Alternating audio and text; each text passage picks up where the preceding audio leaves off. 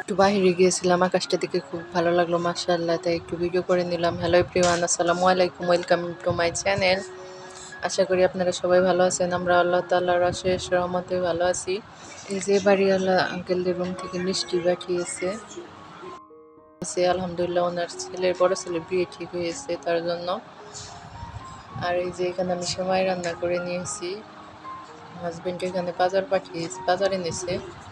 এই যে এখানে লাচ্ছা সেমাই, গরম মশলার গুঁড়ো, টমেটো সস, গুঁড়ো দুধ, তারপর কিশমিশ, মজু। দেখি রাত্রের বেলা একটু বিরিয়ানি রান্না করব। আর এই যে রোস্ট মশলা এনেছে,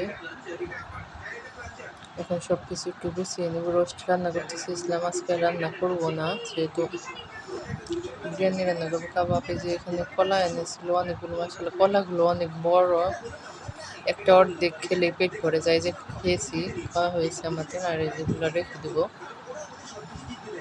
আর এই যে এখানে পিঠা, চিতই পিঠা, খাওয়া শেষে একটু ভিডিও করে নিয়েছিলাম। এই যে পিঠাগুলো কিনে এনেছে। আর এই যে এখানে গরুর বট পরিষ্কার করা হয়েছিল, আমি এখন গরম পানি করে 8-10 বার ফেলে দিব। আর এই যে এখানে বিরিয়ানি রান্না করেছি আর কাবাব ভেজেছি। এই যে গরম পানি দিয়ে ভালোভাবে পরিষ্কার করানোর পর আমি হলুদ দিয়ে, লবণ দিয়ে ভাপ দিয়ে নিয়েছি, পরে পরিষ্কার করে শেষবার। আর এই যে এখানে আমি সরিষার তেলে পেঁয়াজ গরম, এই যে ভালো করে আমি ভেজে নিব। তারপরে যে আদা রসুন পেস্ট, লবণ দিয়ে দিলাম সামান্য একটু।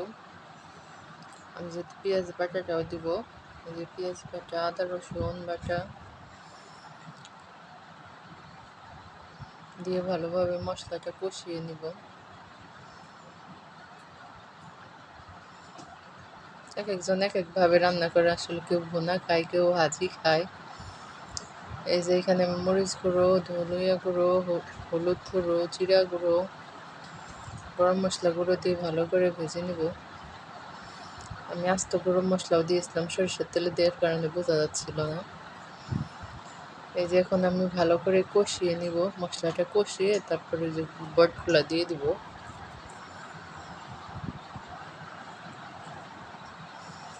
এই যে মশলাটা আমার ভালোভাবে কষিয়ে নেওয়া হয়ে গেছে। এখন আমি এই যে গরুর বটগুলা দিয়ে নিব।